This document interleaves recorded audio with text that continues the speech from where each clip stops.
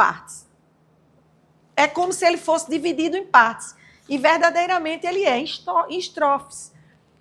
Isso ele fez porque os freis fizeram isso aí para seguir a liturgia das horas. Certo? As orações deles são orações de 24 horas. Eles ficam 24 horas rezando. Então, eles seguiram a liturgia das horas. Quando a gente falar em matina, fala às 3 horas da manhã. Prima, 6 horas. Terça, 9 horas da manhã. Sexta, meio-dia. Noa, 15 horas, 3 horas da tarde. Vésperas, 18 horas. E completas às 9 horas da noite, às 21 horas. Então, ele segue a cada 3 horas uma oração que se faz aqui no ofício. Era para ser feito assim. Mas como a gente não faz assim, é a história do texto. Nossa Senhora pede para a gente rezar o terço. Não, Nossa Senhora pede para a gente rezar o rosário. E a gente mal consegue rezar o terço. Né? Então, o ofício é para ser rezado todos os dias? Todos os dias. É para ser rezado em pedacinhos, de acordo com a liturgia das horas? Mas a gente não reza. Então, porque a gente tem um dia muito corrido, a gente não vive só da oração, então a gente tem um tempo muito curto, né, que não deveríamos ter. O tempo principal da gente deveria ser colocado para Deus, porque primeiro ele, depois o resto, né, e a gente bota primeiro o resto, depois ele. Então, em função disso aí, o ofício pode ser lido continuamente. E além de poder ser lido continuamente, para facilitar a nossa vida, pelo menos no sábado, que é dedicado à Virgem Maria. Pelo menos, ao menos nos sábados. Né? Então, é para ser lido todo dia, todo dia. Se você quiser ser fiel à Virgem Maria, todos os dias você reze o ofício. Por quê? As palavras que a gente vai ver aqui são palavras de desagravo. Vocês vão ver que vai falar muito dos dogmas polêmicos dela, justamente da concepção imaculada e da virgindade perpétua da Virgem Maria.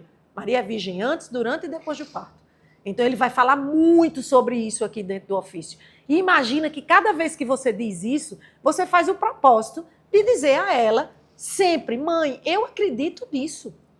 Isso é o que professo. É a fé que eu professo. Eu acredito nisso. Né? Todas as desonras que se dizem contra ti, e foram muitas ultimamente, novamente, ela volta para a cena. Né? Então, tudo que se diz contra ela... E a gente eu fiz uma peregrinação agora há pouco, cheguei há uns 15 dias e tive a oportunidade de ir em vários museus com quadros belíssimos, pintados por pintores famosíssimos. A maioria retrata a Virgem Maria. A maioria. E eu dizia assim, gente, milhares de anos se passaram. Né? Essas pessoas tinham tantas pessoas para pintar, mas a maioria das imagens são imagens dela.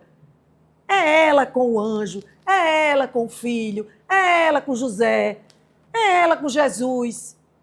Então, ela aparece muito, porque ela é uma figura ímpar. Ela é como São Luís Maria Grignon de Montfort diz, ela é a alma mater, a alma escondida. Deus escondeu Maria dentro da palavra dele. A gente vê pouquíssimas vezes Maria falando, no entanto, as poucas palavras que Maria diz são fortíssimas lições para a nossa vida, para o nosso dia a dia, para o nosso conteúdo de vida espiritual. Então, o ofício, a gente começa a rezar o ofício com as saudações principais dela. A gente já sauda dizendo a ela os títulos maiores que ela tem. E os títulos maiores são: Deus vos salve. Aí todo mundo pode ler para ninguém dormir. Deus vos salve, Virgem. Cadê o ofício? Deus vos salve, Virgem, filha de Deus Pai. Deus vos salve, Virgem, mãe de Deus Filho. Deus vos salve, Virgem, esposa do Espírito Santo. E Deus vos salve, Virgem, sacrário da Santíssima Trindade. Olha os títulos que essa mulher tem. É uma mulher qualquer? Imagina que ela é filha de Deus. Filha de Deus. Ela é mãe de Deus, é um dogma da igreja. Teotocos. Maria, mãe de Deus. Porque se Maria é mãe de Jesus e Jesus é Deus, né? Eles são 3 pessoas em uma só. Então, se Jesus é Deus, ela é mãe de Jesus, ela é a mãe de Deus. Não tem como a gente separar. Então, Maria, mãe de Deus, filha de Deus, mãe de Deus, esposa do Espírito Santo e sacrário da Santíssima Trindade, onde o Filho habitou dentro do seu ventre, onde o Espírito Santo se tornou fecundo.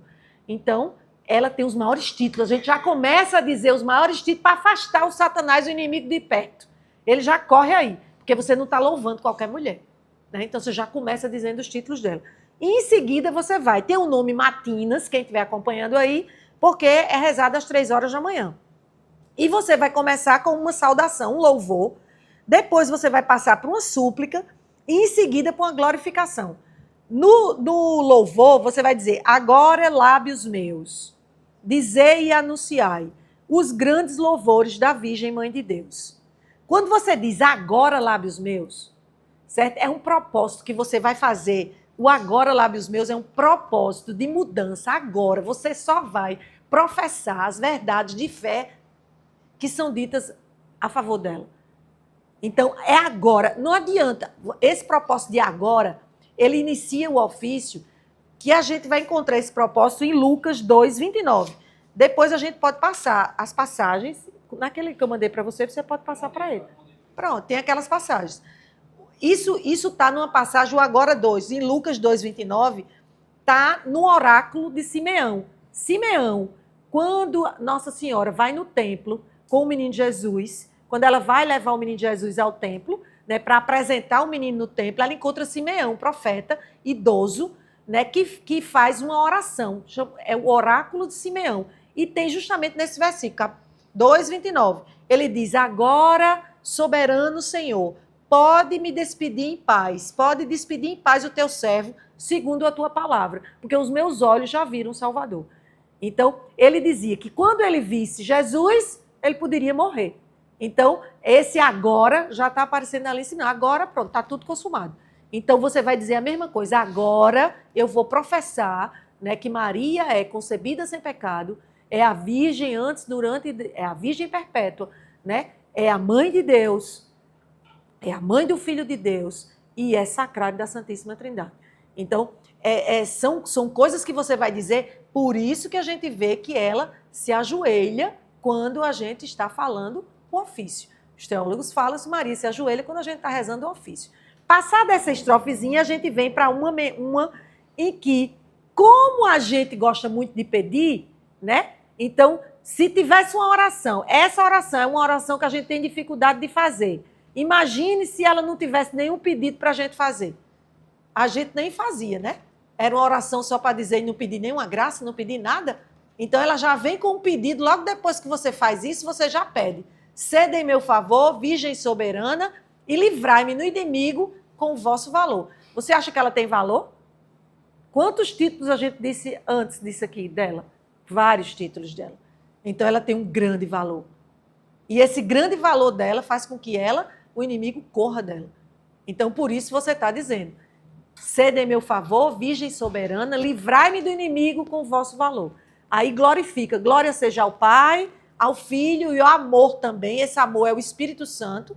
Glória seja ao Pai, ao Filho e ao amor também, que são só Deus em pessoas três. Está aí os três, Pai, Filho e Espírito Santo, que são só Deus em pessoas três, agora e sempre, sem fim, amém. Certo? E assim a gente termina e vocês vão ver que a gente vai repetir isso aqui em várias palavras. Quando a gente fala que Maria livra do inimigo, isso não é uma fantasia nossa, certo? Vocês devem ler Apocalipse 12, certo? Porque o Apocalipse 12 mostra uma verdadeira guerra no céu, né? Onde até São Miguel Arcanjo aparece, né? São Miguel aparece lá para defender a mulher na hora, a mulher que estava grávida, com a coroa de 12 estrelas, que estava grávida de uma criança. É uma verdadeira briga no céu, né? E interessante é que depois dessa briga no céu, o Satanás é destruído e o céu fica sem nenhum demônio e o Satanás e os demônios dele vêm todos para onde? Para a terra. Está tudo aqui. Se a gente for observar aqui, a gente está cercada por anjos. Porque o mundo angélico é um mundo maravilhoso. A gente vive cercado de anjos. Mas a gente vive cercado de anjos bons e de anjos maus. Todos vivemos um mundo espiritual. Então, os demônios que vieram com o Satanás estão na terra. E você vai dizer: ai, menino, tia Deise está inventando isso. Isso não existe, não. Isso aí, eu estou dizendo que você lê o Apocalipse 12. No Apocalipse 12, 17, diz assim: enfurecido por causa da mulher, o dragão, a antiga serpente, lá, dita Satanás, foi guerrear contra o resto dos seus descendentes, os que observam os mandamentos de Deus e que mantêm o testemunho de Jesus. Pior ainda, porque ele veio para cá para fazer o quê? Está aqui na palavra de Deus. O que é que ele veio para cá para fazer? Guerrear contra o resto dos descendentes e contra os que observam os mandamentos de Deus e mantêm o testemunho de Jesus. Vocês mantêm o testemunho de Jesus? Vocês observam os mandamentos de Deus? Tão mudos. Observam os mandamentos de Deus? Então vocês acham que vocês são tentados ou não? Ele não tenta mais quem está perdido. Ele tenta quem está no caminho. Quem está caminhando é que vai ser chamado a ser desviado. Quem já está no caminho desviado vai continuar no desvio. O inferno é tão ruim e todo mundo sabe que o inferno é um lugar ruim. Não sabe? Vocês querem ir para o inferno? Quem quer ir para o inferno aqui, levanta a mão. Ninguém quer ir para o inferno, né? Agora me explique por que o inferno é cheio. Por quê? Tem uma superlotação no inferno. Por quê? Se todo mundo sabe que não é para ir para o inferno. Todo mundo aqui sabe que não é para ir para o inferno. E por que termina indo para o inferno? Porque você se desvia do caminho. O inimigo vai mostrando astúcias, vai fazendo astúcia e você vai caminhando achando que você está fazendo o que é certo, você está fazendo o que é errado, você desvia do que é certo e ele vai lhe levando, oferecendo os prazeres do mundo, as coisas que são boas, vai lhe levando e você vai sendo conduzido e vai achando bom. Cada vez mais, quando você acorda, você está lá, caminhando com suas próprias pernas. Não foi empurrado pelo Satanás, nem ele puxou você pelos cabelos, nem levou você à força. Você foi caminhando com suas próprias pernas. O que é triste isso. Então, quando a gente reza o ofício, a gente pede para Nossa Senhora nos livrar do inimigo, e está aqui escrito no Apocalipse 12, porque ela tem esse poder de fazer isso. Quando vocês forem ler Apocalipse, vocês vão ver que ela tem esse poder de livrar do inimigo e de afastar o inimigo da nossa vida, fazer com que a gente consiga caminhar mais facilmente, retamente, até o céu, até a santidade, certo? Aí, continuando, a gente vê que tem um hino. E diz: Deus vos salve, Virgem, Senhora do mundo, Rainha dos céus e das virgens virgens. Estrela da manhã, Deus vos salve, cheia da graça divina, formosa e louçã. Dai pressa, Senhora, em favor do mundo, pois vos reconhece como defensora. Deus vos nomeou desde a eternidade para a mãe do verbo com o qual criou terra mais céus e vos escolheu quando Adão pecou por esposa de Deus. Veja que tem um contexto aí, tá certo? Que o Frei, ele diz o seguinte, que Nossa Senhora, ela é Senhora do mundo, ela é estrela da manhã, né? Ela é a defensora e esposa de Deus. Quando ele diz assim que ela é Senhora do mundo, né? E a gente vai ver que tem no livro de Êxodos, e depois vocês podem ver lá naqueles slides que a gente mandou, em Êxodos 15, 21, existia uma profetisa que era chamada Maria, tinha o mesmo nome de Maria. Existe uma comparação entre elas duas, que essa profetisa é irmã de Arão. Irmã de Arão. Arão, irmão de Moisés. Certo? E essa profetisa, ela conduziu as mulheres naquela travessia do mar. E ela era aquela condutora da mulher. Então, ela é comparada a Maria como aquela que conduz também da mesma forma. Então, por isso que ele fala que ela é Senhora do mundo. Desde a época do Antigo Testamento, que Maria conduz, né, a humanidade. Ajuda na condução da humanidade. Ela é comparada a essa Maria, que é irmã de Arão e de Moisés, que conduziu as mulheres na travessia do mar. Tá certo? Quando ele diz estrela da manhã, quando ela fala em estrela da manhã, isso está em Malaquias 3:20, que diz que Jesus é considerado o sol, né? E Jesus é considerado o sol. E como ele é considerado o sol, estrela da manhã, quando a gente fala em estrela da manhã, a gente lembra de uma estrela que surge primeiro no céu, quando o sol desaparece. Qual é a estrela que surge primeiro no céu quando o sol desaparece? Quem sabe o nome da estrela? Estrela da manhã, mas como ela tem um nomezinho? Tem um nome. Como é o nome? É bem conhecido o nome dela. Nunca ouviram falar em Estrela d'Alva? é aquela estrela que mais brilha no céu. Se você olhar no céu, a estrela que mais brilha no céu é a estrela da manhã. Ela é uma estrela que amanhã, ela é a estrela que desaparece quando o sol chega e quando o sol se põe, ela aparece. E por que ela é comparada aqui à estrela da manhã? Vejam como Nossa Senhora não quer de forma nenhuma competir com o filho. Não existe essa competição. Existe uma unidade. Agora, como nós vivemos num mundo de competição, entendeu? Então a gente sempre quer competir, então a gente acha que a gente não pode viver em unidade. Mas a mãe tem uma unidade perfeita com o filho. Ela nunca quis, de forma nenhuma, ter poderes, ser maior do que o filho, por hipótese nenhuma.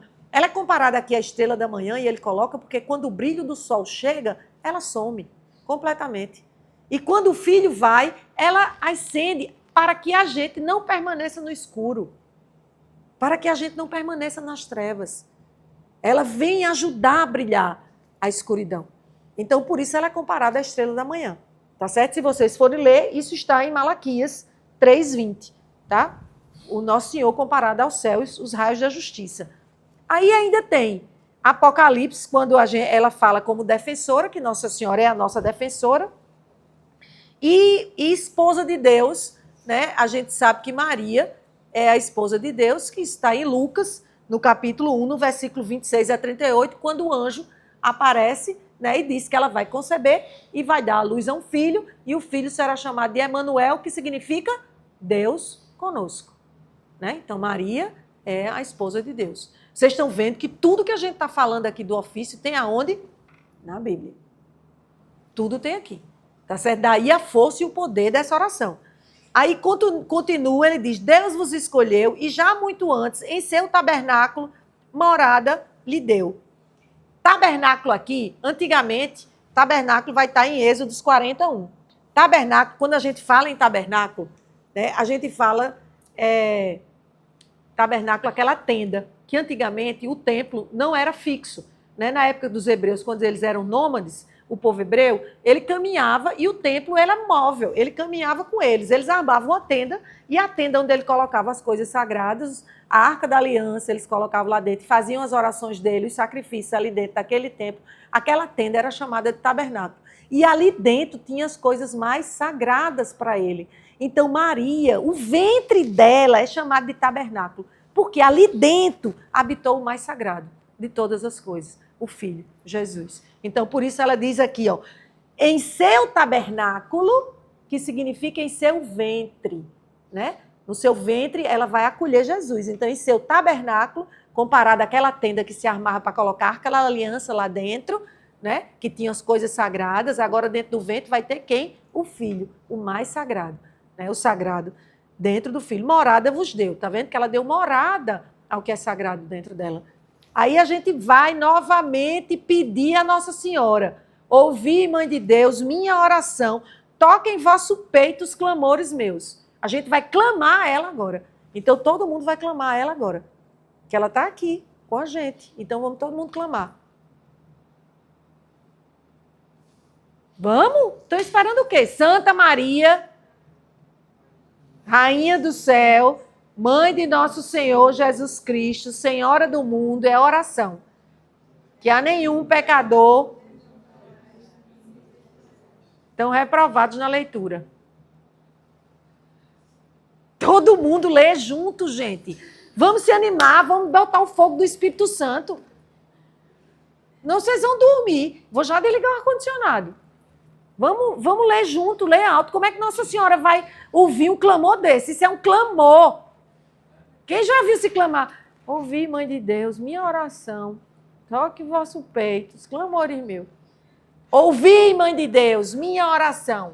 Toque em vosso peito os clamores meus. Santa Maria, Rainha do céu. Vamos. Santa Maria, Mãe de nosso Senhor Jesus Cristo e Senhora do mundo, que a nenhum pecador desamparai nem desprezais. Ponde, Senhor, em mim os olhos de vossa piedade e alcançai-me de vosso amado Filho o perdão de todos os meus pecados, para que eu, que agora venero com devoção vossa Santa e Imaculada Conceição, mereça na outra vida alcançar os prêmios da bem-aventurança, por merecimento de vosso benditíssimo Filho, Jesus Cristo, nosso Senhor, que com o Pai e o Espírito Santo vive e reina para sempre. Amém. Pronto, agora senti firmeza. Aí vem uma segunda hora. Tá vendo que tem uma segunda, agora prima, escrito, que é para ser feita às 6 horas da manhã. Quem estiver rezando pela liturgia das horas, pode rezar às 6 horas da manhã a prima, tá certo? Que vai seguir aquela mesma coisinha do começo, aquelas estrofes, onde a gente faz a súplica, sede em meu favor, Virgem soberana, livrai-me do inimigo com o vosso valor, e glorifica a Deus. Glória seja ao Pai, ao Filho e ao amor também, que são e um só Deus em pessoas três, agora e sempre, sem fim. Amém. Tá certo? A gente glorifica. Aí vem o hino novamente com novas estrofes de louvor à Virgem Maria. Deus vos salve, mesa para Deus ornada, coluna sagrada de grande firmeza, casa dedicada a Deus sempre eterno, sempre preservada, virgem do pecado. Antes que nascida, foste virgem santa, do ventre ditoso de Ana concebida. Sois mãe criadora dos mortais viventes, sois dos santos porta e dos anjos senhora. Sois forte esquadrão contra o inimigo, estrela de Jacó e refúgio do cristão. A Virgem a criou Deus no Espírito Santo e todas as suas obras com elas ornou. Vejam como tem palavrinhas aqui que a gente precisa entender. Quando a gente diz, Deus vos salve, mesa, né, para Deus ornada. Isso está em Provérbios 9, 1, 3. Essa mesa aqui, Maria é comparada à mesa eucarística, aquela mesa do sacrifício. Ali seu filho, né? A gente celebra na missa o sacrifício, o cordeiro que é imolado ali. Eis o Cordeiro de Deus, né? O cordeiro que está sendo imolado ali, aquele que tira o pecado do mundo, né? Então ali a remissão do nosso pecado na imolação do cordeiro. Então é aonde? Numa mesa, né? A mesa da palavra. Então Maria é aquela, né, que é comparada à mesa da palavra, porque deu seu filho ao sacrifício do cordeiro. Quando a gente vê Maria e Abraão, a gente faz um paralelo entre eles dois. Abraão como pai da nossa fé, né? E Maria como aquela que participa também como a mãe da nossa fé. Por quê? Porque Abraão, quando Abraão é chamado, né, pelo anjo para levar, que Deus tinha dito a ele que colocasse o filho na fogueira, né, depois de tanto tempo da esposa não conseguir engravidar, porque Ana não conseguia engravidar. E ele, para ter um filho, tem um menino, depois da esterilidade dela é sanada, vem um filho, né, chamado Isaac. O menino cresce. Quando o menino está ficando grandinho, aparece um anjo dizendo uma mensagem de Deus, e que ele deve pegar o filho, levar o filho para uma fogueira, né, e imolar o filho numa fogueira. E ele obedece e pega o filho, leva para a fogueira. E quando chega lá, na hora que está para imolar o filho, o anjo aparece e diz: o cordeiro é este aqui, não vai ser o teu filho. Aqui ele está, aparece o cordeiro amarrado, um carneirinho amarrado pelo chifre na árvore, né? Então, substitui o sacrifício e o filho sai. Mas ali mostra o quê? Um homem de fé, um homem de obediência, que o que para ele era de mais sagrado e de mais valioso não era o filho. O de mais valioso para ele era Deus. Apesar daquele menino ser um filho único, o mais valioso para ele era Deus.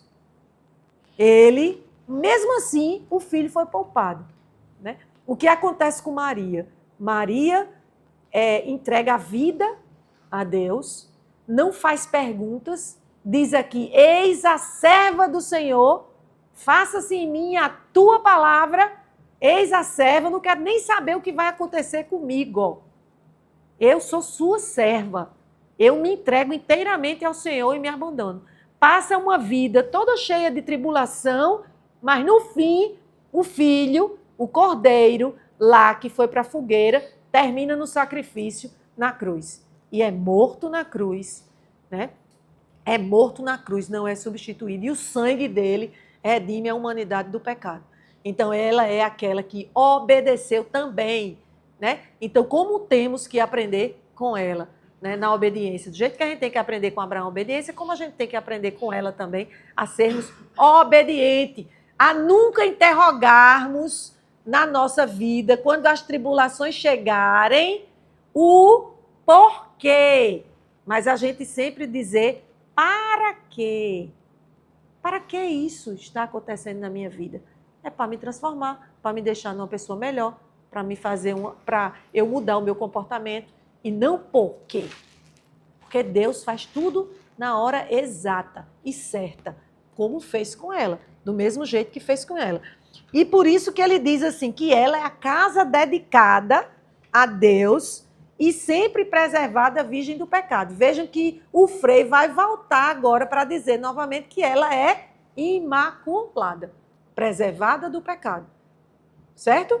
Virgem preservada do pecado. A casa dedicada a Deus. Foi uma casa dedicada a Deus. Ela dedicou a vida inteira dela a Deus.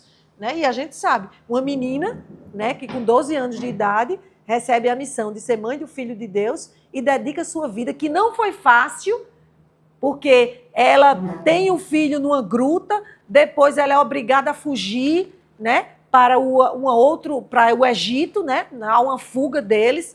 Ela bota em cima do jumento o menino e sai para outra casa, e depois acompanha o filho no Calvário. É uma vida de tribulação. Né? Então, nem Maria foi poupada por Deus. Muitas vezes a gente fica querendo ser poupado, né? A gente fica perguntando, oh meu Deus, por que isso está acontecendo comigo? Gente, pelo amor de Deus. Por que isso está acontecendo comigo? Isso está acontecendo com você porque você é nada. Não somos nada. Por isso que essas coisas acontecem conosco. E a gente precisa entender isso, né? Porque existe um motivo para isso aí acontecer. E Nossa Senhora foi aquela que respondeu a isso. Né? Ela respondeu com o sim dela, ela disse, sim, eis aqui a serva do Senhor. Faça em mim a tua palavra. Antes que nascida, foste virgem santa, do ventre ditoso de Ana concebida. Mais uma vez ele volta para o dogma da Imaculada Concepção da Virgem Maria. Olha aqui. Antes que nascida, foste virgem santa, do ventre ditoso de Ana concebida. Foste concebida sem pecado. Já foste preparada, já foste a primeira a ser redimida. Já foste redimida para depois toda a humanidade ser redimida em Cristo. O Cristo já redime a mãe. A mãe é redimida pelo Filho.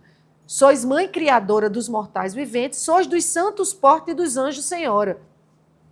Maria é dos santos porta e dos anjos senhora. Se a gente quer uma prova de um santo que fez Maria de porta de entrada, foi São João Paulo II. São João Paulo II, o papado dele foi todo de entrega a ela. Ele fez um papado que tinha o título no papado dele, o lema do papado dele era totus tu, eu sou todo teu, Maria. Né? Eu sou todo teu. Então, tudo que eu tenho, tudo meu, tudo que me pertence, todas as minhas coisas, todos os meus bens materiais e espirituais são teus. Porque ele sabia que ela não retinha nada para ela. Tudo ela pegava para levar para o filho. Então, ele fez dela um canal, né, para santificação. E São João Paulo II santificou? É santo. E foi um santo rápido. Foi um papa que morreu e logo em seguida ele recebeu a santificação. Foi santo, certo? Então ela é senhora, fez dos santos porta e dos anjos senhora. Ela é senhora dos anjos. Você vê que os anjos saúdam Maria. Os anjos são superiores a nós, mas inferiores a Maria. Eles obedecem a Maria. São Miguel Arcanjo fica ao lado de Maria, esperando que ela dê as ordens para que ele tome conta, né, nas batalhas espirituais que nós vivemos. Então, rezamos a quaresma de São Miguel Arcanjo, mas o grande comando de São Miguel também é ela.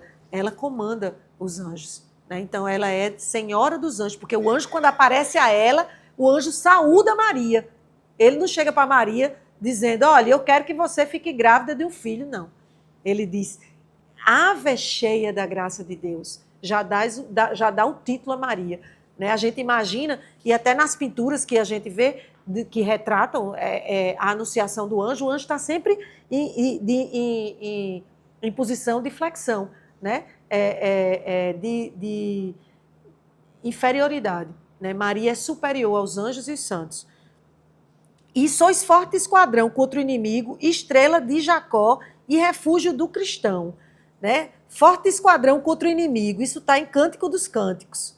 E o inimigo está em Apocalipse 12, que a gente viu que Maria, em Apocalipse 12, há uma luta no céu, né, com a participação de São Miguel Arcanjo, e expulsa o inimigo para a terra. Né? O demônio vem habitar aqui. Então, nessa luta lá no céu, vocês leiam, é bem interessante Apocalipse 12. Eu aconselho que depois todo mundo lê para ver isso aí. Estrela de Jacó e refúgio do cristão. Quando a gente fala em estrela de Jacó, a gente vai ver, né, que estrela de Jacó, eu vou dizer aqui, ela está em Números 24, 17. Em Números 24, 17 está escrito: eu vejo, mas não agora, percebo, mas não de perto.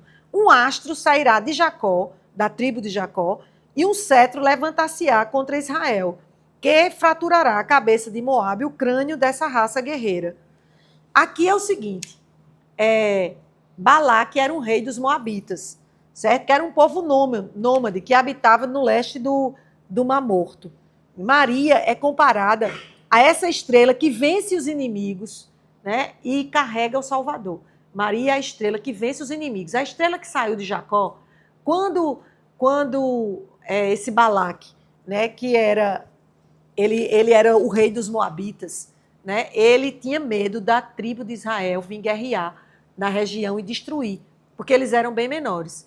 E aí ele pede a um feiticeiro que vivia lá no palácio com eles, que naquela época tinha aqueles que escutavam, e ele pede para ele fazer uma previsão contra o povo de Israel, fazer uma profecia contra o povo de Israel, né, e dizer que o povo não atacasse. E Balaão, que era esse que ia fazer a profecia, quando ele tenta fazer a profecia, ele vê que Deus diz a ele: você vai fazer o contrário, você não vai fazer profecia nenhuma contra, nenhuma profecia você vai fazer contra, muito pelo contrário, você vai dizer que a estrela de Jacó vai chegar e que a estrela de Jacó vai destruir o povo, né? Então Deus se revela a ele dizendo que a estrela, né, essa estrela que vem de Jacó, que já é um prenúncio, né, da vinda de Cristo. Lembra da estrela dos Reis Magos que aparece anunciando a vinda do Cristo? É a mesma estrela. E Maria é comparada a essa estrela por trazer o Salvador dentro do ventre dela. Tá certo? Então, por isso que fala que Maria é a estrela de Jacó. Tá certo? É a estrela que vem desde aquela época da tribo de Jacó, do qual Jesus é descendente. Jesus é descendente da tribo de Jacó. Aí a Virgem a criou, Deus no Espírito Santo, e com todas as suas obras com ela as ornou. Ouvi, Mãe de Deus, minha oração, toque em vosso peito os clamores meus. Cadê a oração? Santa Maria, Rainha do céu, Mãe do nosso Senhor Jesus Cristo, que a nenhum pecador desamparai nem desprezais, ponde, Senhora, em minha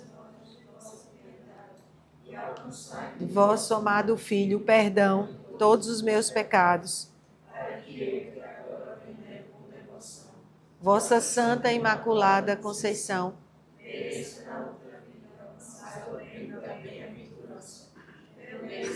de nosso Senhor Jesus,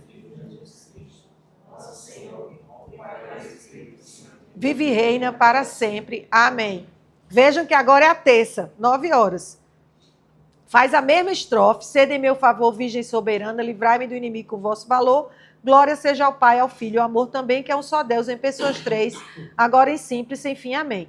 E aí vem um hino que diz: Deus vos salve, trono do grão Salomão, arca do concerto, velo de Gedeão, íris do céu claro, sarça da visão, favo de Sansão, florescente vara. Aqui o negócio enrola todo. Porque é o seguinte, você tem ideia, eu jovem como vocês, eu rezava o ofício com a minha mãe. E, de repente, a minha mãe me chama para rezar esse ofício todo dia. Quando eu chegava nessa parte aqui, que dizia: Deus vos salve, trono do grão Salomão, arca do concerto, velo de Gedeão, íris do céu claro, sarça da visão, favo de Sansão, florescente vara, eu dizia: não vou rezar mais isso. Essa é uma oração já ultrapassada. Minha mãe está rezando e ela está inventando esse negócio. Ou então isso aí, ela não sabe nem o que é. Como é que tem Nossa Senhora a ver com a vara de Arão, Flávio de Sansão, florescente vara? Uma vara florescente. O que Nossa Senhora tem a ver com a vara florescente? E muitas vezes a gente reza o ofício e profere as palavras sem saber o que está dizendo. E o valor do ofício tem nele ser dito de dentro do seu coração e da sua alma para fora. Uma oração não pode ser feita só com a boca, tem que ser feito com a alma. Por isso que muitas vezes a gente não consegue as graças, porque a gente faz uma oração de boca. A gente vai fazer de obrigação. Ave Maria, cheia de graça, a senhora é convosco, bendita sois vós, o telefone toca, atende. Oi, tudo bem? Como vai? Peraí, eu estou rezando o texto. Ave Maria, cheia de graça, a senhora é convosco, bendita sois vós, entre a mulher, bendito o fruto, continua. Que oração é essa? Que sentido tem essa oração para chegar até Deus? Ah, Deus não me ouve. Será que Deus não lhe ouve? Ou você não está indo até Ele? Né? Então, a oração é um canal para chegarmos a Deus, mas precisa ser feita interiormente, na alma. Então, o ofício precisa ser dito interiormente. Então, a gente precisa sentir isso para poder dizer verdades a ela. Então, quando a gente diz, Deus o salve, trono do grão Salomão, a gente está comparando Nossa Senhora ao trono do grão Salomão. O trono do grão Salomão, Salomão era o rei que pediu a Deus, quando ele foi escolhido para ser Deus, uma única coisa. Quem é que sabe o que é que ele pediu? Sabedoria. Era o rei sábio. Ele só pediu sabedoria a Deus. Ele queria ter sabedoria. Então, ele foi o rei sábio, né? E construiu um trono riquíssimo. O reinado dele foi muito rico e ele construiu um trono riquíssimo. O trono dele se sentar era todo de marfim. Era um trono indestrutível, né? Era um trono de pedras preciosas, belíssimos, como nunca se viu. Ele caprichou no trono dele. E Nossa Senhora está sendo comparada a esse trono. Por que Nossa Senhora está comparada a esse trono? Se a gente observar, quando a gente senta, eu estou sentada aqui na cadeira, vocês estão vendo eu sentada? Isso aqui não é um trono? A minha posição aqui de sentar, a minha perna assim, isso aqui é um trono. Se eu tivesse grávida, eu estaria aqui, com a minha barriga aqui. Quem é que estaria sentado no meu trono? O meu filho que está dentro da minha barriga. Só que ali era o rei Salomão. E aqui é a sabedoria encarnada. Aqui é a sabedoria, né? É a sabedoria encarnada. É o verbo que se fez carne. É a sabedoria que está ali. Não é mais o rei Salomão. É a sabedoria encarnada. É o Cristo Jesus que está ali dentro. Sentado naquele trono que é quem? A Virgem Maria. Então, por isso, ela é comparada ao trono de Salomão. Ela trouxe a sabedoria dentro do ventre dela. Não é o Salomão, mas é Cristo, a verdadeira sabedoria. Né? Eu sou a verdade e a vida. Né? O caminho, a verdade e a vida. Então, quando a gente fala de grão Salomão, trono do grão Salomão, do rei Salomão. Né? E a gente já sabe agora porque ela é o trono do grão Salomão. A Arca do Concerto, Nossa Senhora é comparada, está em Êxodos 25:10, e eu vou... Os versículos vocês têm todos naqueles slides que Vitor passou no grupo. Então, vocês podem ver os versículos lá, tá certo? Nem vou citar os versículos para a gente não demorar mais, e a gente vai falar direto de que se trata. Então, trono do grão Salomão e Arca do Concerto. Nossa Senhora é comparada à Arca da Aliança.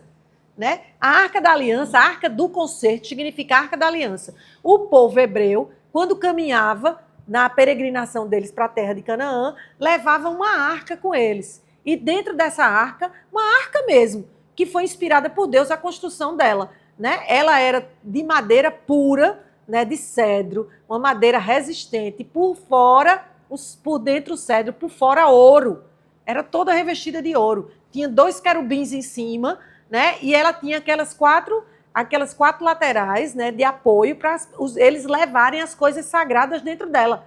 E eles levavam, paravam, armavam a tenda, que era o tabernáculo, e colocavam a arca dentro dela. Então ali o sagrado estava ali dentro. Dentro da Arca da Aliança tinham 3 coisas sagradas, que eles, durante a caminhada dele, tinham como sagrado para eles e colocaram dentro da arca. Quais eram as 3 coisas que estavam dentro? Quem pode dizer? Da Arca da Aliança. Os 10 mandamentos, as tábuas da lei de Moisés. O que mais?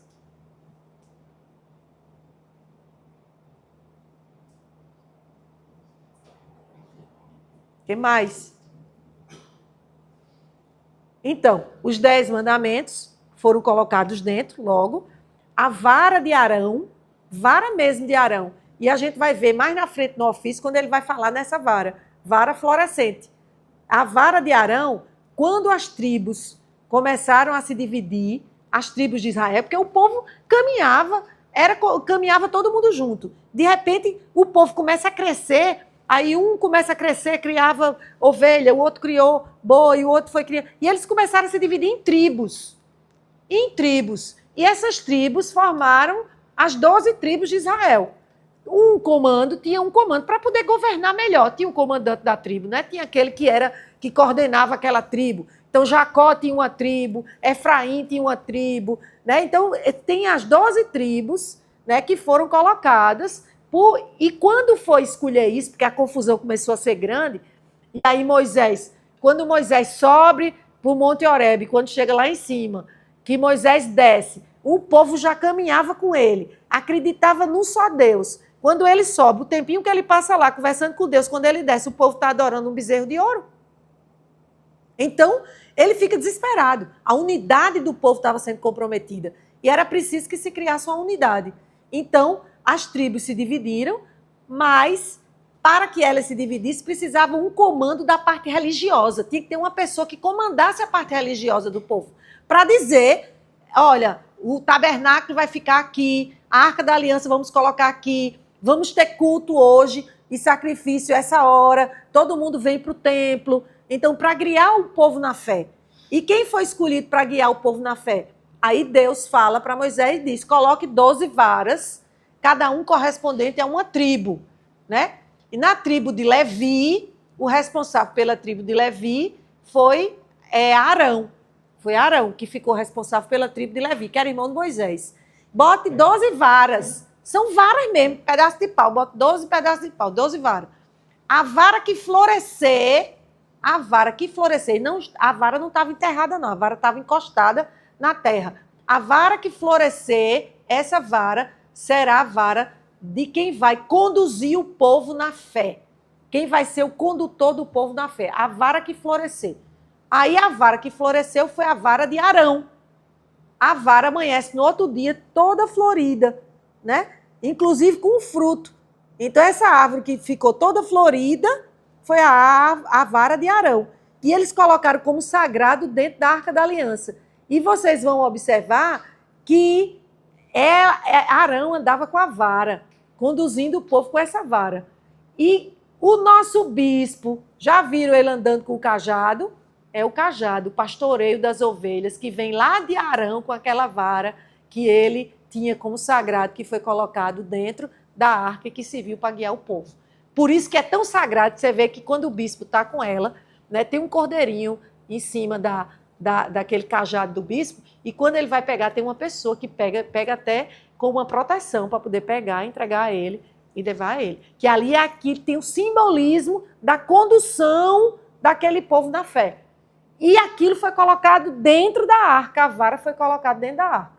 E uma outra coisa que foi colocada dentro da arca foi o maná, porque eles passaram muita fome. Teve uma hora que o povo se desesperou, porque não tinha comida mais para eles.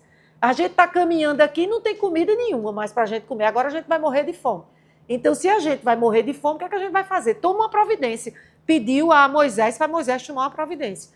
E Moisés reza a Deus e pede misericórdia, Senhor. O povo está reclamando porque não tem mais comida. E aparece no outro dia, né, no orvalhozinho das plantas, o maná. E eles começam a se alimentar, né, e eles saciam a fome dele. E eles pegaram um pouco desse maná e colocaram dentro da Arca da Aliança. Então, quais são as coisas que tem dentro da Arca da Aliança? Hã? O que é que tem? O maná, a vara de Arão e as tábuas da lei. Certo? Agora, por que é que a gente diz que Maria é comparada à Arca da Aliança? Primeiro, a Arca da Aliança era indestrutível. Mais uma vez, o Frei vai falar aqui de que Maria é concebida sem pecado e virgem antes, durante e depois do parto. Maria não foi violada. Ela é virgem antes, durante e depois. A arca era indestrutível, ninguém conseguia destruir a arca. Ela não foi modificada. E dentro da arca continha o quê? O maná, as tábuas e a vara de Arão. Quem é o maná? Primeiro, quem é a lei? A nova lei. Quem é a nova lei? Jesus, né? Quem é a nova lei? Jesus. Quem é aquele que vai guiar o povo agora? Quem é agora que vai guiar o povo? No lugar da vara de Arão, quem vai guiar o povo? Jesus. E quem é o maná agora? Jesus. É o pão vivo que desceu do céu. Então, tudo aquilo que antigamente estava dentro da Arca da Aliança resume-se hoje numa única pessoa chamada Jesus. Então, por isso que Maria é comparada à Arca da Aliança, aquela que carregou dentro do ventre Jesus. Certo? Entenderam? Então, a Arca do Concerto, ela está comparada àquela arca que dentro tinha as coisas sagradas, que hoje é o Filho, Jesus Cristo. Arca do Concerto. Velo de Gedeão. Velo de Gedeão. Gedeão era um juiz. Na época que o povo de Israel estava sendo governado por um juiz, Gedeão era um juiz. E Gedeão,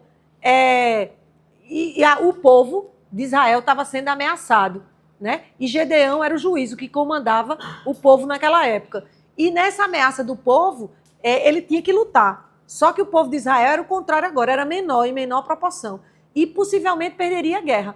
E aí, Gedeão, né, que era o juiz, Deus escolhe para que ele tome conta e liberte o povo, né? E Gedeão é nomeado para isso aí, mas ele diz, Senhor, eu não consigo, porque eu não tenho condição, né, nenhuma.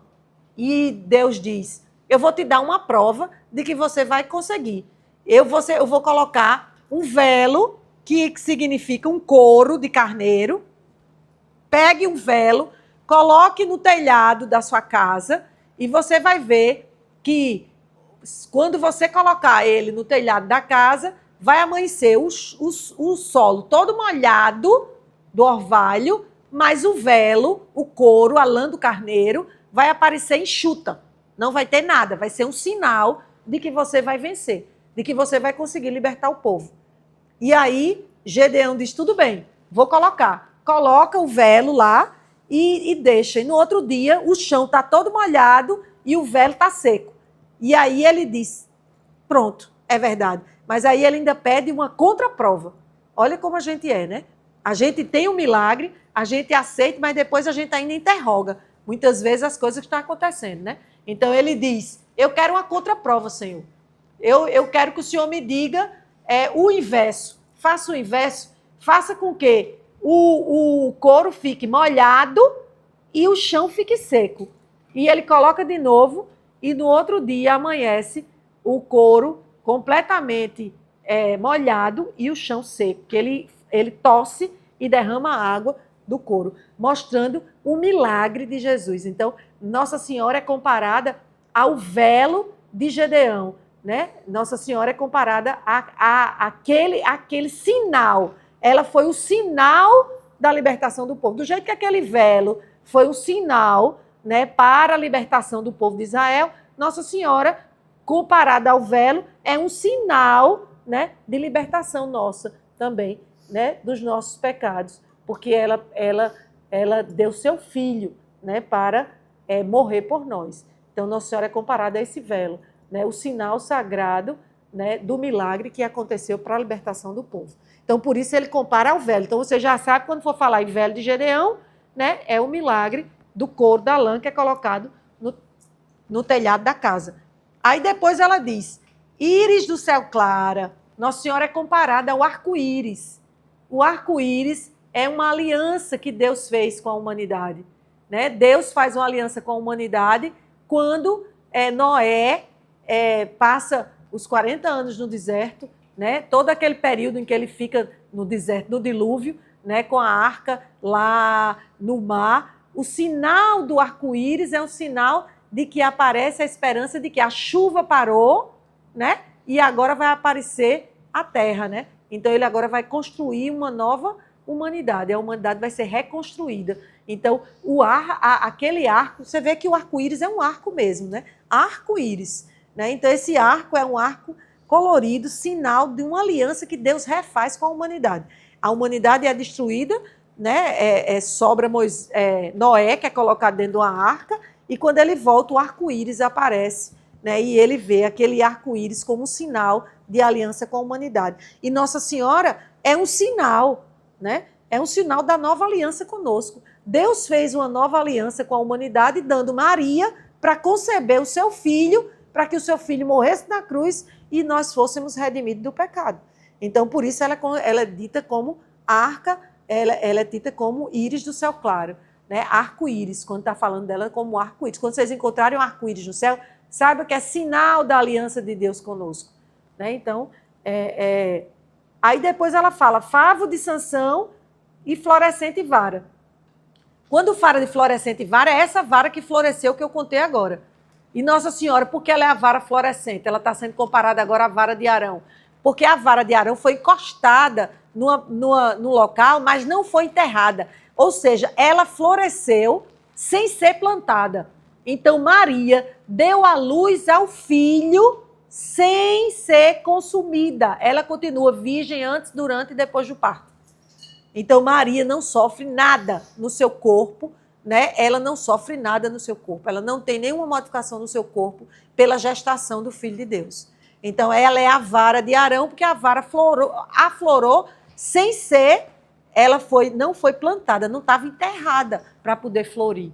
Né? Ela floriu sozinha. Então, Maria deu à luz a seu filho também. Por isso era comparada a florescente vara. E o favo de Sansão? Sansão era um juiz também. Todo mundo conhece a história de Sansão com Golias. E Sansão, ele vai visitar a noiva dele em Tamar. E quando ele sai com a família para fazer uma visita, né, a Filistéia que ele tinha escolhido, quando ele vai fazer essa visita, ele encontra um leão no caminho e o leão ele luta com o leão e consegue destruir o leão. Ele mata o leão. E quando ele mata o leão, ele deixa o leão lá, faz a viagem dele e na volta, quando ele volta, ele encontra um favo do mais doce mel dentro da boca do leão, da carcaça do leão.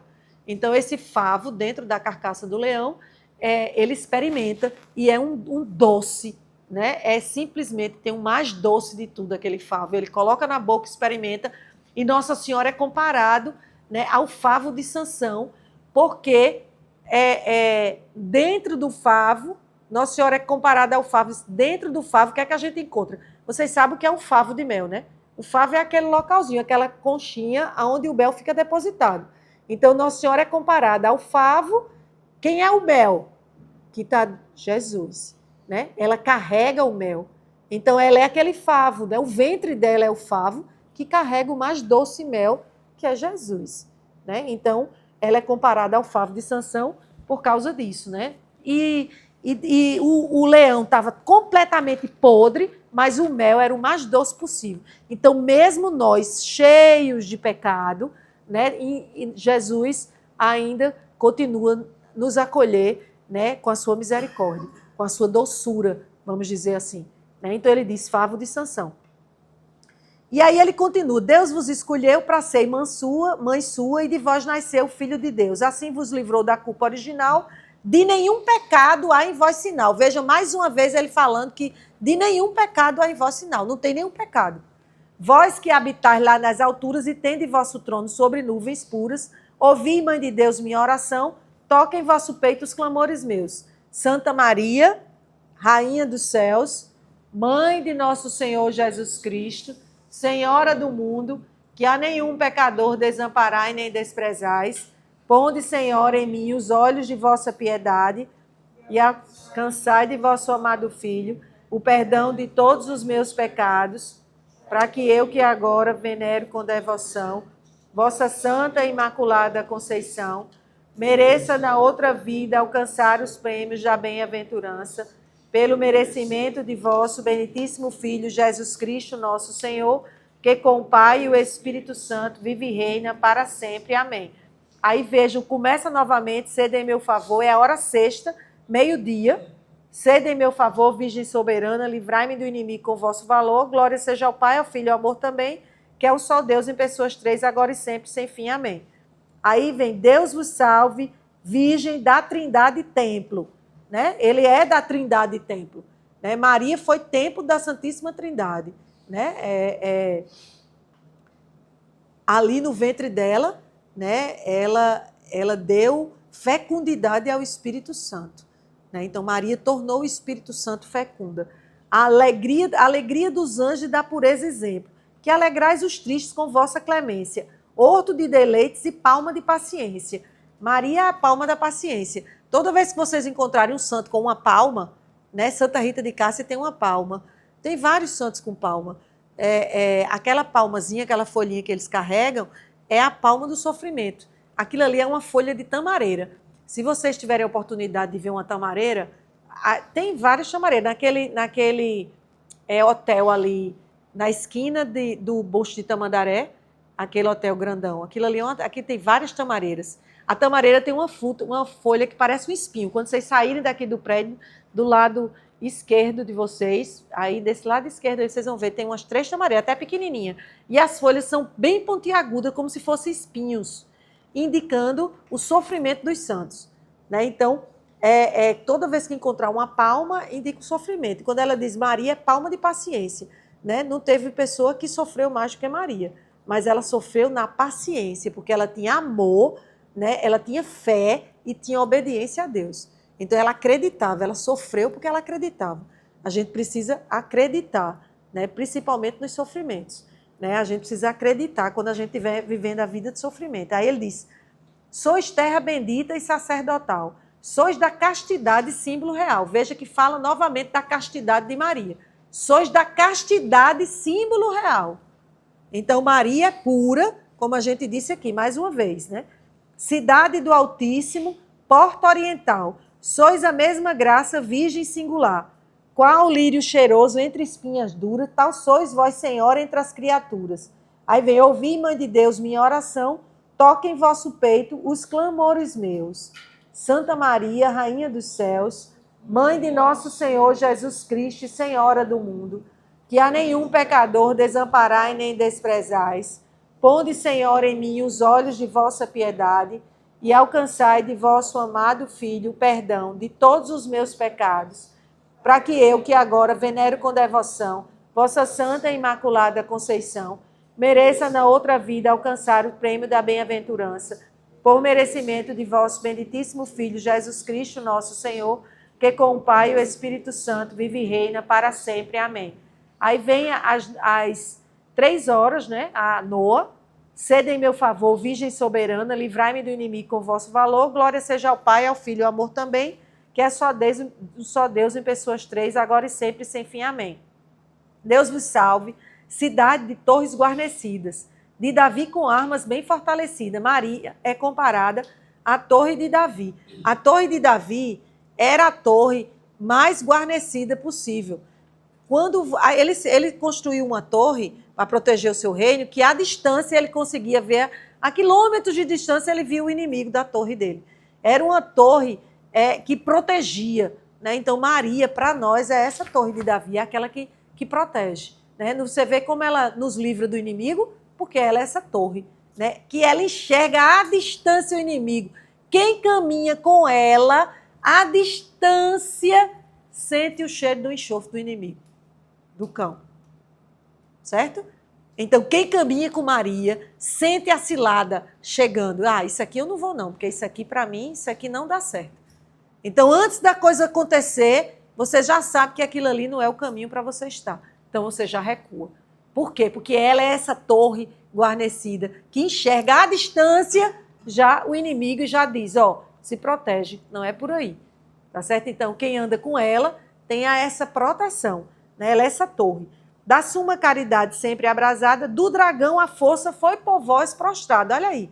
Maria, a força, né, foi por vós prostrada. O dragão, né, é a antiga serpente, que é o Satanás, é prostrado por Maria. Então, Maria prostra ele, né? Ó mulher tão forte, ó invicta Judite, vós que alentaste o sumo Davi. Maria é comparada a Judite. Judite, ela mata Holofernes, o general do exército assírio. Uma mulher destrói um exército todinho. Quando morria o general, o exército tinha que substituir o general. Praticamente o exército ficava acabado. Acabava o exército. E o exército assírio tinha um general fortíssimo chamado Holofernes. Conquistava tudo. E ia conquistar o povo de Judite. E agora destruir, dizimar. E Judite, uma mulher, né, sozinha, uma viúva, ela era linda, né, ela, para salvar seu povo, vai até a tenda onde Holofernes está dormindo, o general do exército entra, conquista Holofernes lá na tenda e na hora embriaga Holofernes. Quando Holofernes está embriagado, ela corta o pescoço dele. E aí destrói o exército. né? Então Maria é comparada a Judite, não porque ela cortou a cabeça, mas porque ela libertou um povo, né? E Maria é essa que veio para nos ajudar na libertação, na medida em que ela deu seu filho, né, para ser o nosso redentor. Então, Maria veio ajudar a nossa libertação, assim como a Judite ajudou a libertar seu povo. Vós que alentaste o sumo Davi. Alentaste o sumo Davi, quando estava velho, mesmo velho, ele constituiu uma esposa, vamos dizer assim, uma pessoa que ficou vivendo com ele, uma mulher que ficou vivendo com ele, chamada Abisag. Essa mulher que ficou vivendo com ele, essa mulher não dormiu com Davi, né? Davi não a tornou esposa, de fato, né? Então, o que é que aconteceu? Ela continuou virgem. Então, Maria é comparada àquela mulher que se viu a Davi, mas não coabitou com Davi. Então, Maria é essa. Mais uma vez, ele fala da virgindade. Do Egito o curador, de Raquel nasceu, do mundo o salvador, Maria do Ludeu. Raquel deu José. Raquel deu um filho chamado José. Lembra de José do Egito? Aquele José que salva o povo da escravidão do Egito, o José que tem os irmãos, e José colocado dentro do calabouço, né? Então, Raquel deu José, que libertou o povo, e Maria nos deu Jesus, que ajudou a nos libertar. Então, por isso ela é comparada aqui agora a Raquel. Toda é formosa, minha companheira, vejam, nela não há mácula da culpa primeira. Mais uma vez falando que dela não há mácula, não há pecado em Maria, não há mácula da culpa primeira. Não há pecado em Maria, ela é imaculada. Ouvi, Mãe de Deus, minha oração, toca em vosso peito os clamores meus. Santa Maria, Rainha dos céus, Mãe de nosso Senhor Jesus Cristo e Senhora do mundo, que a nenhum pecador desamparai nem desprezais, ponde, Senhora, em mim os olhos de vossa piedade e alcançai de vosso amado Filho perdão de todos os meus pecados, para que eu, que agora venero com devoção vossa Santa e Imaculada Conceição, mereça na outra vida alcançar os prêmios da bem-aventurança, pelo merecimento de vosso benditíssimo Filho, Jesus Cristo, nosso Senhor, que com o Pai e o Espírito Santo vive e reina para sempre. Amém. Aí vem as vésperas, às 18 horas. Sede em meu favor, Virgem soberana, livrai-me do inimigo com o vosso valor. Glória seja ao Pai, ao Filho e ao amor também, que é um só Deus em pessoas três, agora e sempre, sem fim. Amém. E aí no hino diz, Deus os salve, relógio que andando atrasado se viu de sinal ao verbo encarnado. Para que o homem suba às sumas alturas, desce Deus do céu para as criaturas. Veja, Deus os salve, relógio que andando atrasado. Quando fala aqui, relógio andando atrasado, o que é que tem a ver isso aí? Né? Relógio andando atrasado. A gente vai lembrar aqui de Ezequias, né, que era um rei. Né? Isso está em 2 Reis 28:11. Ezequias foi o 13º rei de Judá. E ele foi acometido por uma doença grave. Né? E ele já estava condenado à morte. E ele reza a Deus e pede a Deus em oração, né, para curá-lo. E a resposta vem de Isaías. Né? Isaías revela, faz essa revelação de Deus. Isaías, profeta, faz a revelação de Deus e diz que o relógio atrasaria, que naquela época o relógio era solar. Aqueles relógios que você bota no chão e que a sombra vai marcando as horas. E aí ele diz que o relógio solar iria atrasar em 10 graus, né? E que isso seria uma manifestação da cura dele. E realmente o relógio amanhece atrasado em 10 graus e Ezequias se cura da doença grave dele e Ezequias fica curado. E esse relógio que andando atrasado aqui dentro do ofício tem um contexto. Primeiro, de mostrar o sinal, né? O relógio é o sinal do milagre. Então, Maria é o sinal do milagre da vida de Cristo. Maria é o sinal do milagre. E depois, andando atrasado, fala a respeito da humildade do Cristo que vem. Quando a gente diz andando atrasado, andando para trás, né? Quando você recua, quando você anda para trás, quando você é uma forma de reconhecimento. E quando você reconhece, você se torna humilde.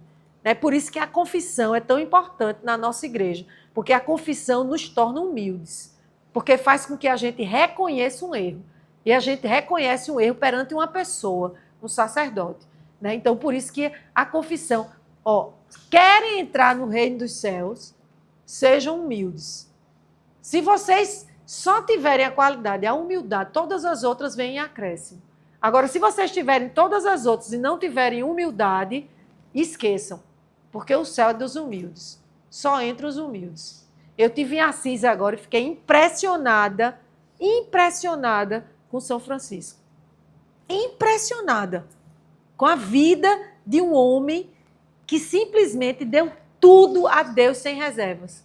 Eu achava que ele era sacerdote, ele não era sacerdote, ele só chegou até diácono, porque ele não se achava digno. Os pecados que ele tinha, ele achava que aquilo ali era uma indignidade para ele tornar-se o sacerdote. Então, ele só chegou a ser diácono. E ele deu tudo, sem reservas. Ele morava numa cela que era um buraco pequenininho, e ali dentro ele viveu na simplicidade e ele pôde sentir o verdadeiro Cristo. Cristo veio para nós na humildade, nasceu dentro de uma gruta, no silêncio da humildade. Então, nem barulho, nem soberba combinam com Jesus. Então, o soberbo, o barulhento, não escuta Jesus. Não escuta, não tem nem como você escutar. Então, a gente precisa silenciar e precisa ser humilde. Ser humilde é a maior das qualidades do ser humano. E é uma qualidade tão difícil que se você disser que você é humilde, você já é soberbo. Só pelo fato de você reconhecer sua humildade. Porque o verdadeiro humilde nem se reconhece humilde. Jamais ele diz, eu sou humilde. Estou tranquilo para entrar no céu. Jamais. Então, fazer da vida um ato de humildade. De humildade. Se eu sou humilde, eu enxergo sempre o outro melhor do que eu. Eu enxergo sempre você melhor do que eu. Então, eu me enxergo sempre precisando de você. E se eu me enxergo precisando sempre de você, eu sempre vou estar preparado para lhe servir. O serviço vem pela humildade. Se eu me enxergo superior a você, eu não sirvo. Maria foi servir Isabel porque ela se reconhecia menor do que Isabel.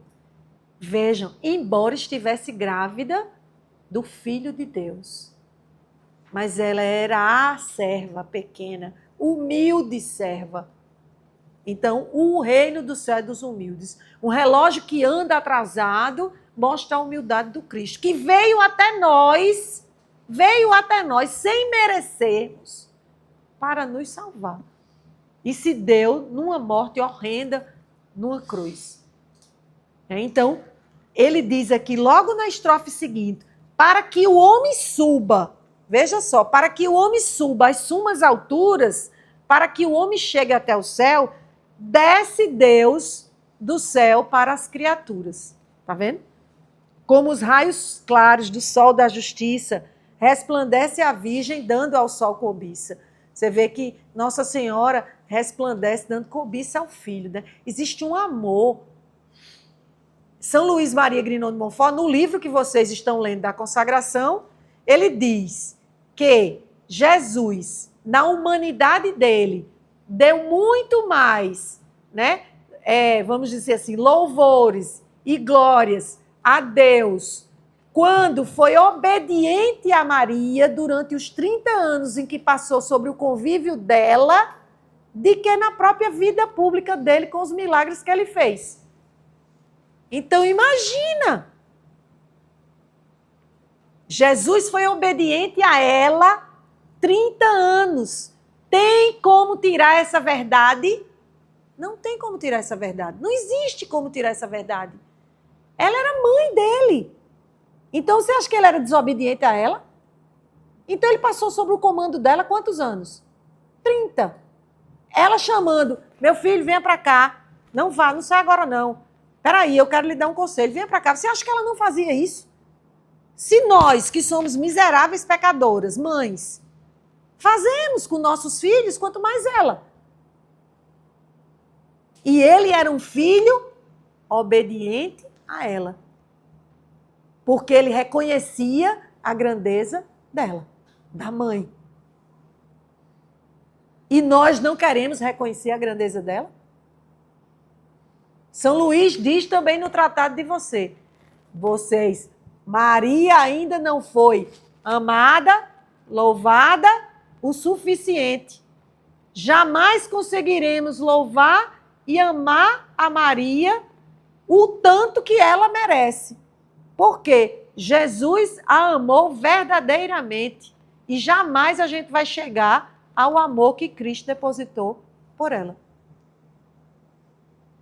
O amor que o Filho depositou por ela, a gente não consegue. E aí ele continua, sois lírio formoso que cheiro respira, entre os espinhos da serpente a ira. Né? Nossa Senhora é verdadeiramente a ira da serpente. Quem quiser cutucar o Satanás, né, coloca Maria por perto. Ele corre longe. Ele não fica por hipótese nenhuma. Né? Ela é realmente a ira da serpente. Vós a quebrantais com o vosso poder, os cegos errados vós alumiais. Ela mostra os caminhos aos cegos. Por isso que a consagração é um caminho curto, né? É um caminho mais rápido, né? É um caminho mais eficaz para você chegar à santificação. Esse caminho que a gente faz é um caminho que São Luís encontrou por ela. Por quê? Por ela ilumina os cegos. Muitas vezes a gente está cego. Por que a gente renova a consagração todo ano? Por que a gente renova a consagração todo ano? Consagração não é um sacramento. Não é um sacramento que você receba e que você diga, recebi e agora sou batizado, pronto e acabou. Não, consagração é renovável anualmente e também não é título de nobreza de ninguém. Nem saiam dizendo, eu sou um consagrado. Ah, eu sou consagrado. Faz quantos anos tu se consagrado? 10 anos.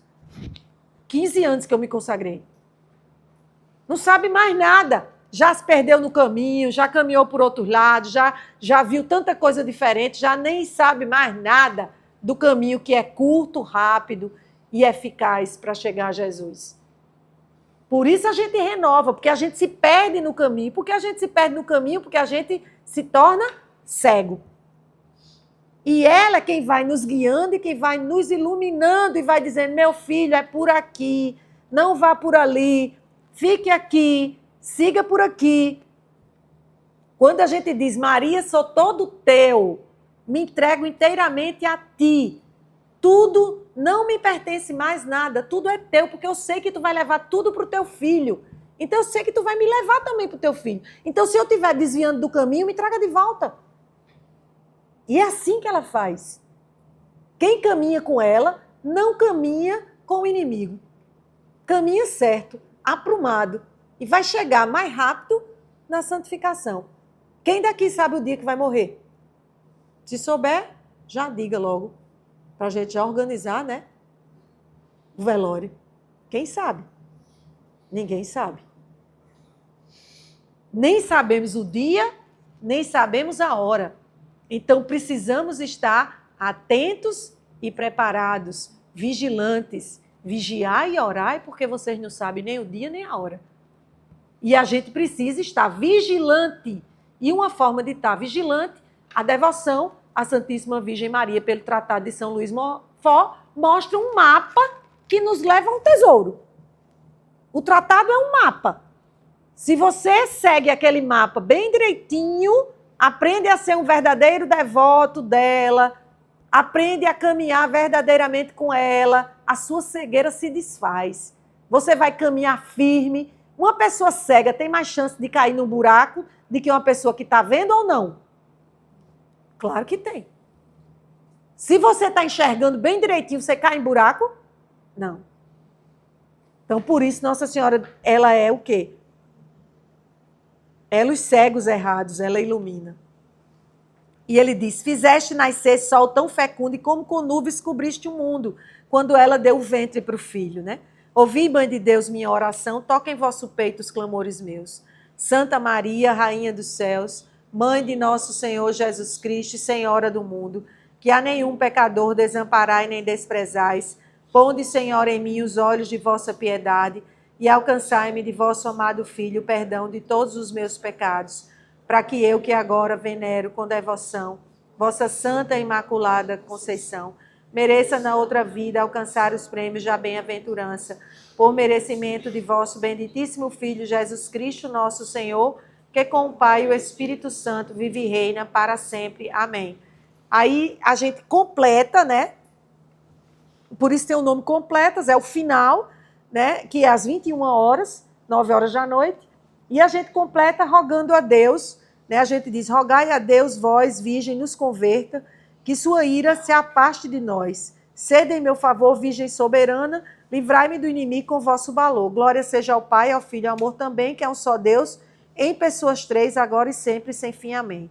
Deus vos salve, Virgem, Mãe Imaculada. Vejam, Mãe Imaculada, Rainha de clemências, de estrelas coroada, vós acima dos anjos, olha Nossa Senhora acima dos anjos, sois purificada, de Deus a mão direita estás de ouro ornada. Por vós, Mãe da Graça, mereçamos ver a Deus nas alturas com todo o prazer. Pois sois a esperança dos pobres errantes e seguro porto aos navegantes. Estrela do mar, e aí São Tomás de Aquino fala da estrela do mar. E saúde certa, porta que estás para o céu aberto. Nossa Senhora é comparada à estrela do mar. A estrela do mar, quando aparece estrela no mar, é sinal de que a terra está aparecendo, a gente está chegando em terra firme. Então, quando o navio encontra estrela do mar, o mar está ficando mais raso, está chegando na terra. Então, Nossa Senhora é o porto seguro. Ela é a estrela do mar, é aquela que aparece para dizer, a terra está aqui, firme, eu estou aqui. Não tema que eu estou aqui, né? Então, ela é essa estrela do mar. Por isso, São Tomás de Aquino compara ela à estrela do mar, né? Ele é o porto seguro para nós. E ela vai dizer depois que ela é o porto seguro, né? Na estrofe anterior, ela diz, pois sois a esperança dos pobres errantes e seguro porto aos navegantes.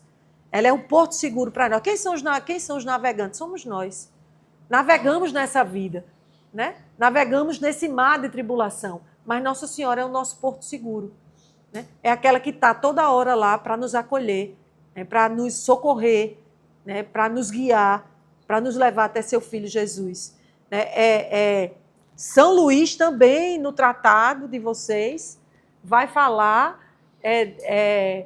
de como Nossa Senhora se comporta conosco, né? O que é que ela faz com a gente, né, para que a gente chegue até lá a eternidade, né? Quando você quer ser um predestinado ou você quer ser um réprobo, que é aquele banido da sociedade? Você quer ser um predestinado comparado a Jacó ou comparado a Esaú? Que ela vai falar sobre Esaú e Jacó, a historinha de Esaú e Jacó, vocês vão ler no tratado. Eles já estão no final da consagração. Estão no começo. Vocês vão ler a historinha de Esaú e Jacó no tratado e vão ver o que Nossa Senhora... Porque ela é comparada a Rebeca ali naquela hora. E o que Nossa Senhora faz por nós é mais fácil quando a gente morrer. É ter Maria conosco e ela nos apresentar Jesus ou você chegar sozinho. Eu mesma quero, todo dia eu peço a ela, Senhora, quando eu for, a Senhora esteja junto de mim. Porque eu quero que a Senhora me leve para eu me encontrar com seu filho. Porque eu tenho certeza que ela, como mãe, ela vai me ajeitar todinha. Porque não conheço nenhuma mãe que deixava o menino ir para o colégio descabelado, desarrumado e desmantelado. Muitas vezes, quando a mãe arruma toda, bota xuxinha no cabelo, penteia, ajeita o menino tudinho, o menino pode até estar doente, mas o menino melhora tanto que vai com um cara de sadio. Agora, se você deixa o menino sozinho com o pai em casa, né? Aí a meia é trocada, vai o sapato de um jeito, vai um negócio de outro, né? Os cuidados maternos são diferentes. Então, se você tem uma mãe para lhe dar um cuidado materno, né? Se você tem essa mãe que pode cuidar de você para você chegar lá em cima com cuidado, você quer chegar descabelado ou você quer chegar todo penteadozinho? Você quer ser apresentado por ela ou você quer não ter apresentação nenhuma? Você quer chegar lá dizendo assim, cheguei, Jesus, olha aí, cheguei, e agora? Ou você quer que ela diga, meu filho, olha, esse aqui é Antônio, esse aqui é Vitor, olha, Vitor é um menino tão bom. Olha, ele ajudava os meninos a fazer a consagração lá embaixo. Dava um trabalho vez por outra, mas os trabalhos eram menores de que as coisas que ele fazia. Veja com bons olhos por ele, porque ele tem os méritos das coisas que eles faziam lá embaixo. Imagina uma apresentação dessa de uma mãe e ele chegando sozinho lá. Ó, Jesus, cheguei. Então, chegar com ela é mais fácil, né? E São Luís vai mostrar isso. porque ela é o porto seguro, ela é aquela que abre os olhos dos cegos, né?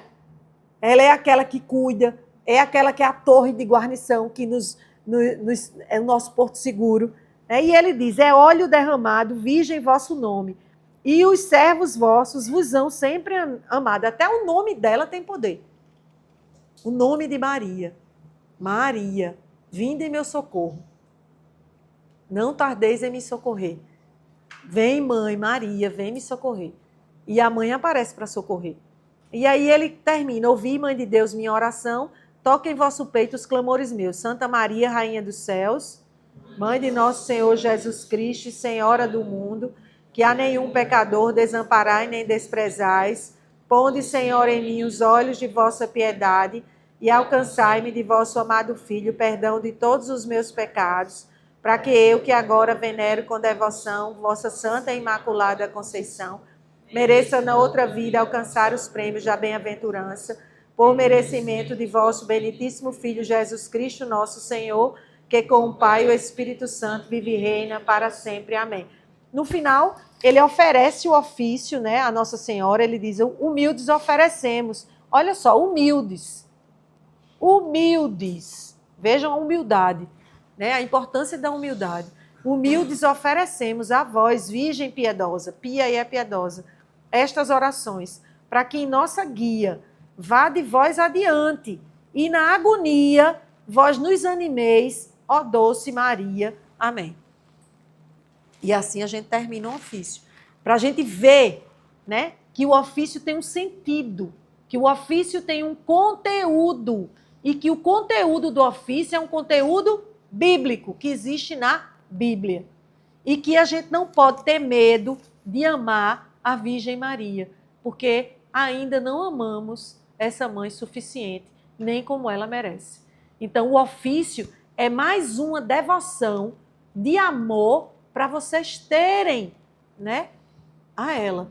Do jeito que a gente tem a fidelidade com o terço, a gente deve ter a fidelidade com o ofício. Ainda mais nos tempos em que a gente está vivendo, em que ela mesma disse na aparição de Fátima, o meu coração imaculado triunfará. Então, o fim dos tempos vai vir com Maria imaculada, com o seu coração imaculado triunfando. Ela que está na glória de Deus e que agora é gloriosa no céu, virá, né, aqui também, né, e estará conosco. O imaculado coração dela vai triunfar. Então, esperemos fielmente, confiantes nessa mãe, com a mesma confiança que ela depositou em Deus quando disse o sim dela. Eis aqui a serva do Senhor. Então, que a gente possa dizer sempre a ela, eis aqui, mãe, o teu servo. Quero te servir, porque eu sei que eu te servindo, eu sirvo mais perfeitamente o teu filho. E assim eu sou mais humilde, porque eu sei que o céu é dos humildes. E eu quero estar no céu. Então, para eu estar no céu, eu preciso de ti. E assim ela vai caminhando conosco, né? E quem caminha com ela jamais se perde. Amém? Então, encerramos. Eu